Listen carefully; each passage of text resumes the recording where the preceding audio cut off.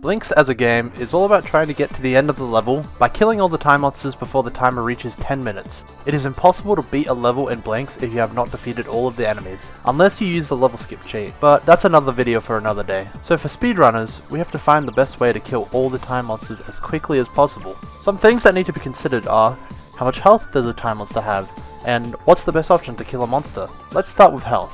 Think of each monster with a certain amount of health that has a number linked to it. This same thing applies to trash and ammo in Blinx, but instead of health points, it's damage points.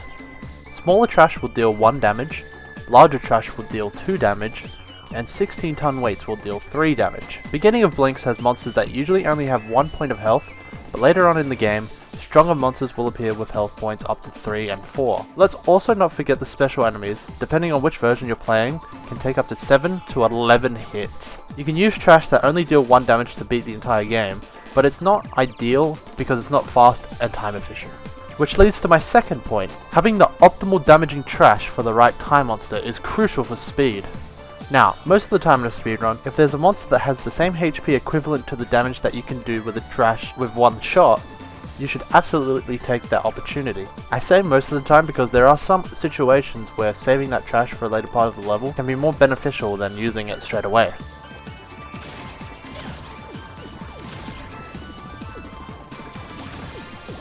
But this comes with general experience. Remembering which time monster will be in the next area is important to planning out your trash inventory. There's only so much that you can do with normal trash in Blinx. This part in 8.3 with the 3 spikers and dust herder, these enemies have a combined health of 15. Doing this part with normal and heavy trash is still not optimal. So, what do we speedrunners do to combat this? Well, let me introduce you to the best ammo in Blinx, the Super Bomb.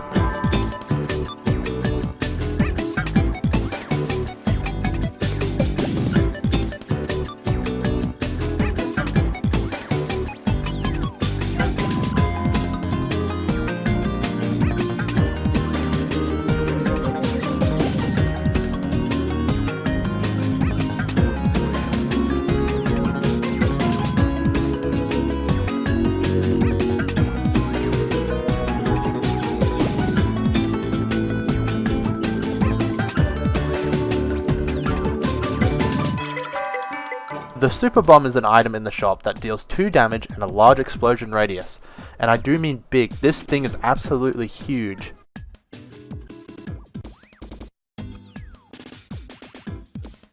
It costs 500 gold by itself, with the price going down to 350 gold per bomb if you purchase more than one. We're able to afford Super Bombs in the run because of the many ways we collect gold, with money duping, chest duping,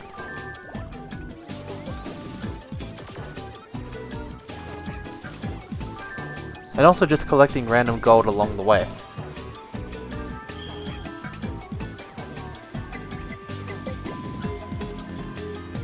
So what makes the Super Bomb stupidly OP in Blinx? Well, for starters, it can kill 2 HP and lower monsters. It can be used to shoot long distance monsters by bouncing off walls. You see, with normal trash, you have to aim and hit a monster directly, while with a bomb, or a Super Bomb, you don't have to worry about that, as long as they are in range of the explosion. You can hit multiple monsters at the same time. You can also use a record to use extra Super Bombs for free, and if you bring back Super Bombs at the end of a level, you get back half the value in gold. And what do I mean by that? Well, here's an example. Let's say you purchase 4 Super Bombs. That's 1,550 gold. If you bring back all 4 Super Bombs at the end of a level, you're rewarded 250 gold for each bomb, equaling 1,000 gold. So technically you only lost 550 gold. Remember that 1 Super Bomb in the shop is worth 500 gold, so 550 gold for 4 Super Bombs is actually incredible value. That's why using records with Super Bombs are a game changer. The speed of which the Super Bombs provide in a speedrun is well worth the gold collected and spent. In my recent Blinx speedrun of 55 minutes, I purchased 31 Super Bombs in my run, with a value of 15,500 gold. But this of course isn't the actual price. The actual price was 12,500 gold, taking in discounts from the shop. And then there's the gold I saved by bringing back 18 Super Bombs in total and saving about 4,500 gold, to bring the total gold spent to 8,000 gold. Here's a comparison of 5-2, probably the best example of the power of super bombs. Here's a test of the level with super bombs versus no super bombs. The time isn't even close.